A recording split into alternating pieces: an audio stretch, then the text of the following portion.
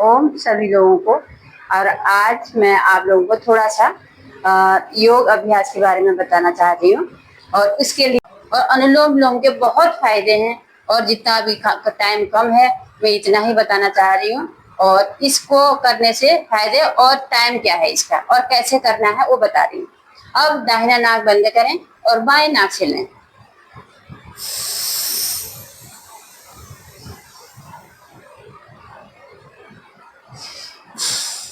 नाक बंद किया, बाएं नाक से हमने सांस ली, फिर होल्ड किया, फिर हमने दाहिनी नाक से छोड़ दिया, फिर दाहिनी नाक से लिया, फिर होल्ड किया, फिर बाएं नाक से छोड़ दिया, फिर बाएं नाक से लिया, होल्ड किया और दाहिनी नाक से छोड़ दिया। और इसकी क्रिया ये होती है, और वैसे सभी लोग जानते होंगे। और अनुलोम विलोम अब बताएंगे हम भ्रामरी प्रणाम के। भ्रामरी प्रणाम हमारा सबसे क्या, वैसे तो प्रणाम सभी को अच्छे हैं और अपनी अपनी जगह के लिए सब राजा ही समझो। तो प्राणायाम अब हम करेंगे भ्रामरी प्रणाम। भ्रामरी प्रणाम कैसे होता है, ये हमारी अंगूठे से कान बंद किया और 3 अंगुलियां हमारी ऐसी आएंगी, हल्का सा दबाव होगा और तर्जनी अंगुली हमारी ऊपर आएगी। और ऐसे करके जैसे ओम का उच्चारण होता है इसी तरह ये भ्रामरी प्रणाम होता है। जैसे भावरे की धुन सुनाई देनी थी और इसकी आवाज खुद अपने आप में सुनना होता है कि बाहर की आवाज नहीं आ रही है, खुद हम अपनी आवाज सुन रहे हैं। जैसे ये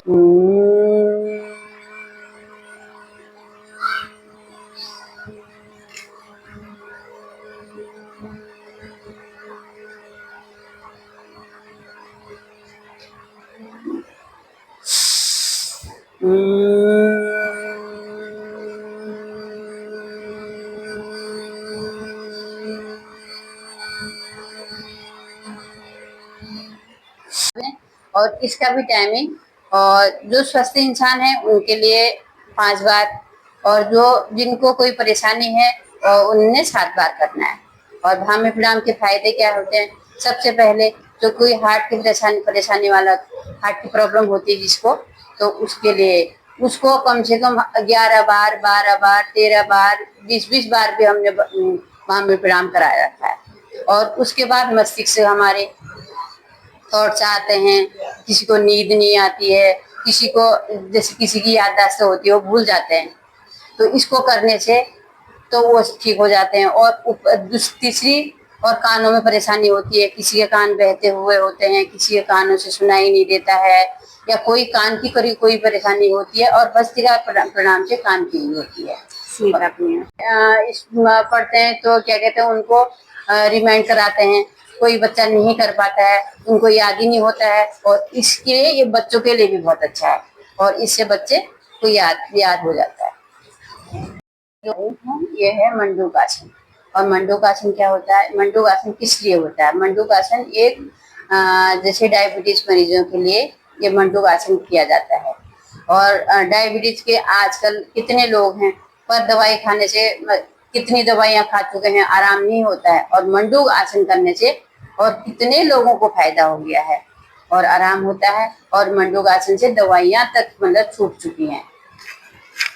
तो एक मैं योगा टीचर हूँ और मैं ओम क्लास भी लेती हूँ, और हम करते हुए आज मुझे 2018 में मैं इसमें जुड़ गई थी, और 2018 से मैंने कितने मरीजों को मतलब स्वस्थ के रूप में देखा है।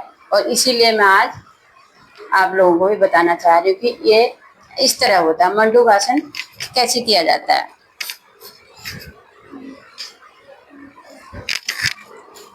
मंडूक आसन ऐसे किया जाता है, ब्रजासन में बैठो, और ये हम जैसे हम बैठे हैं, और बाएं हाथ नाभि के ऊपर और दाहिना हाथ उसके ऊपर, ठीक। अब सांस को अंदर लिया, नीचे को झुके, सांस धीरे धीरे छोड़ते हुए, अब हमने सांस छोड़ दिया। सांस छोड़ने के बाद अपनी नजर, दृष्टि को ऊपर कीजिए,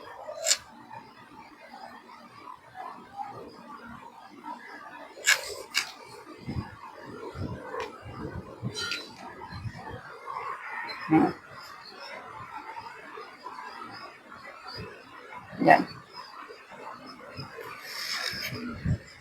आप लोग कहेंगे टाइम कितना, जितनी देर रुक सकते, इसका कोई टाइम ही नहीं है, जितना ज्यादा रुक सकेंगे और उतना फायदा है। और इसको भी कम से कम 4 बार 5 बार इतना करना है। और इसके बाद शशक आसन, अब हमने ये किया, अब शशक आसन करना है। सांस लिया,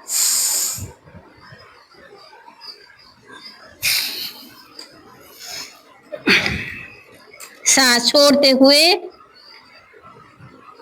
और पीछे हमारे हिप्स जो अपने पंजों पे हैं उनको उठाना नहीं है, बिल्कुल बैठे रखना है।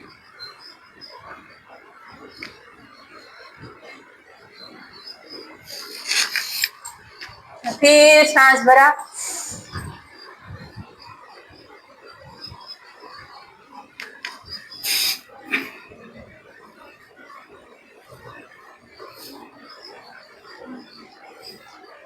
ठीक है। अब यह है हमारा मंडूकासन। और मंडूकासन के भी हमारे 3 पार्ट हैं। मंडूकासन किया, ठीक, और उसके बाद हमने शशक आसन किया, और उसके बाद हमारा आता है गौमुखासन। ऐसे बैठे, और इसके बाद जो पैर ऊपर है, उस हाथ को ऊपर से लिया और पीछे के हाथ लेके पकड़ लिया, पीछे के हाथ।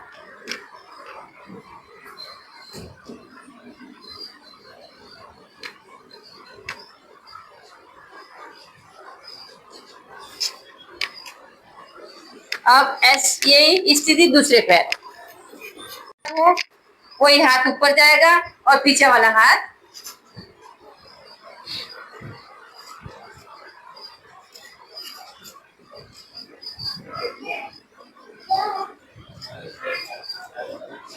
देखो, ये हमारा भस्त्रिका प्रणाम, ये हमारा मंडूकासन का हमारा तीसरा। अब चौथा है हमारा वक्रासन। पैरियो लिया और कंधे से पीछे जो हाथ रखा है उस हथेली को देखना होता है। और इसकी भी टाइमिंग जितनी देर आप रुक सकते हैं।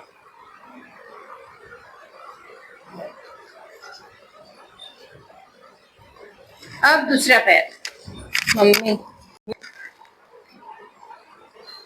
बस दूसरा पैर, ये हमारा मंडूकासन पूरा हुआ। और डायबिटीज के लोगों को ये पूरे आसन करने होते हैं। मैंने अब आप लोगों को 5 प्राणायाम के बारे में बताया। और मैं आप लोगों से निवेदन करती हूँ, कृपया, और आप लोग अपने जीवन को स्वस्थ चाहते हैं तो, और आप लोगों को इसके बारे में और अपने जीवन में आप प्राणायाम को उतारें और खुद अपने फायदे खुद देखेंगे। क्योंकि अभी तो मैं बता रही हूँ, और जब आप करेंगे तो खुद आपको फायदे दिखेंगे, और आप करेंगे तो मुझे बहुत अच्छा लगेगा। और मैं जो भी बता रही हूँ, आप जितने भी मुझे ज्ञान था मैंने अपने हिसाब से बताया है। इन बातों का ध्यान रखते हुए आप शुरू कीजिए और अपने जीवन में और योग और प्राणायाम को शामिल कीजिए। धन्यवाद।